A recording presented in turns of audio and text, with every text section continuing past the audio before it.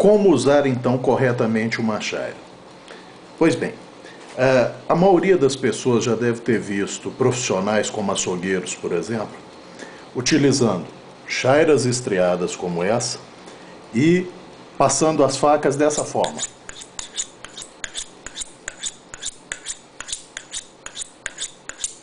Pois bem, está tudo errado. Mas alguém pode estar pensando, mas é muita pretensão achar que um profissional está usando erradamente duas ferramentas, a faca e a chaira.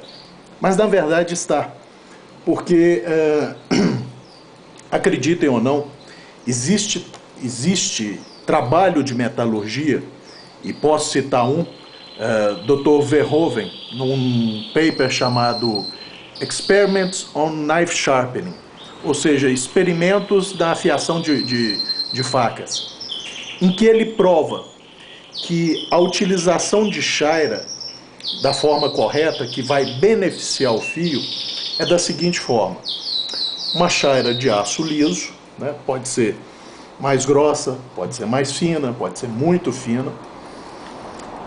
Posiciona-se a faca mais ou menos no ângulo do fio e sem pressão alguma corre-se o fio ao longo de toda a chaira, uma vez de um lado, outra vez de outro, mais uma vez de um lado, outra vez de outro. Pronto. O que tinha que realinhar no fio dessa lâmina já foi realinhado com essas duas passadas. Mas você não colocou pressão? Claro que eu não coloquei pressão. O fio dessa faca, que está com 20 graus de cada lado, né? O que deve significar um fio aí entre 0,7 e 1 micron, só lembrando que 1 micron é 1 milésimo de milímetro, só para vocês terem uma ideia da espessura dessa folha de aço. Se eu botar pressão aqui, no passar esse fio na chaira, eu vou deformar esse fio.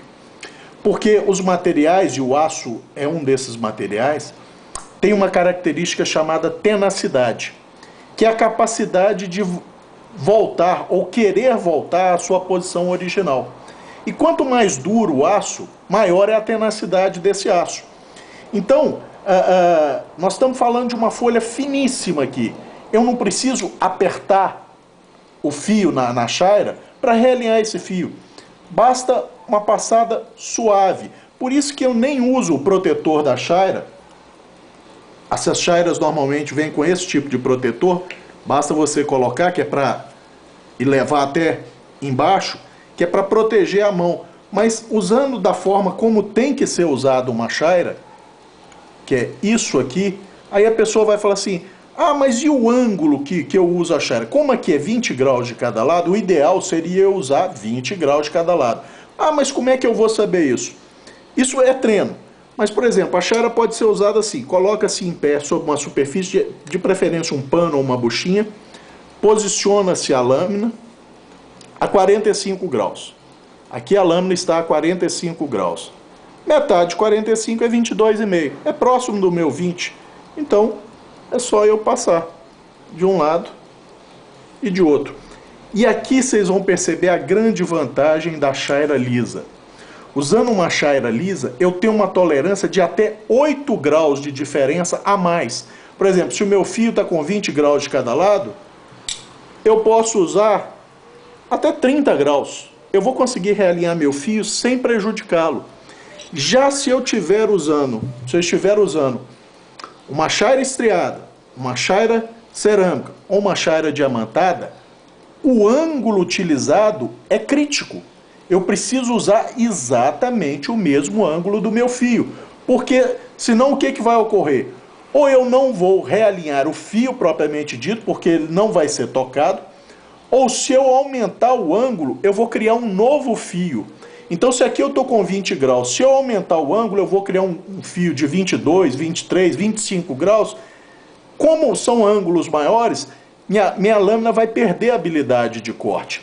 Então, essa é a grande vantagem da utilização de uma chaira lisa, onde o ângulo utilizado não é tão crítico. Eu tenho uma folga, vamos dizer, de até 8 graus.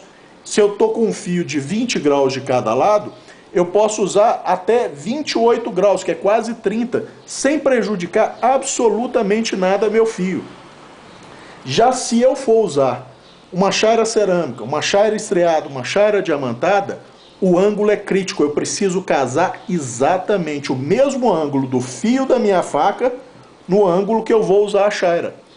E outro detalhe, vejam o diâmetro dessa chaira. E eu praticamente só toquei a lâmina nela. Quanto menor o diâmetro da chaira, menor a pressão. Por quê?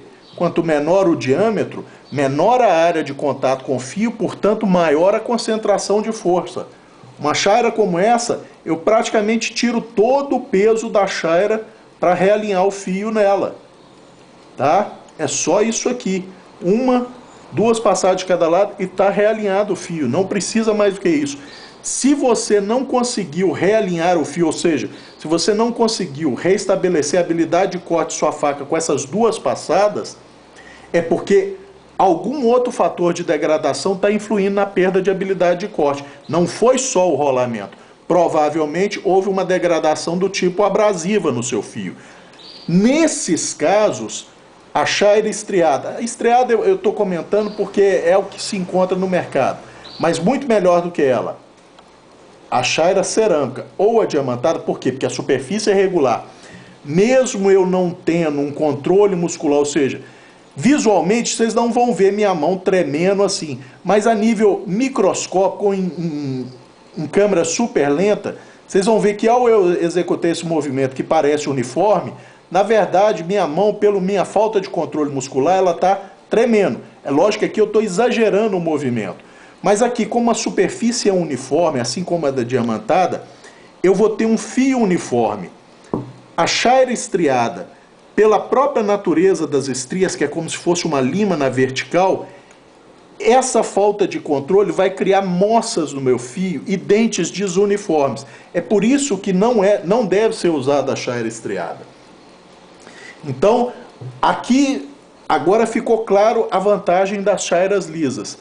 A folga que eu tenho no ângulo, eu não preciso ser exato no ângulo. Eu não preciso casar exatamente o ângulo do meu fio com o ângulo de passagem na chaira. Eu posso usar ângulos até 8 graus maiores que meu fio será realinhado perfeitamente, né? Então, essa é a grande vantagem da chaira lisa. Ela realinha meu fio me dando uma folga. E eu tanto posso usar dessa forma, como posso usar dessa forma, né? Como não vai ter rapidez e nem força para fazer isso, eu não corro nenhum risco fazendo esse alinhamento, trazendo o fio em direção a mim. Porque eu não corro risco dele escapulir e me cortar, né? É outra vantagem de se usar a técnica correta de afiação, de alinhamento do fio usando uma chaira lisa, né? Eu minimizo o meu risco como usuário.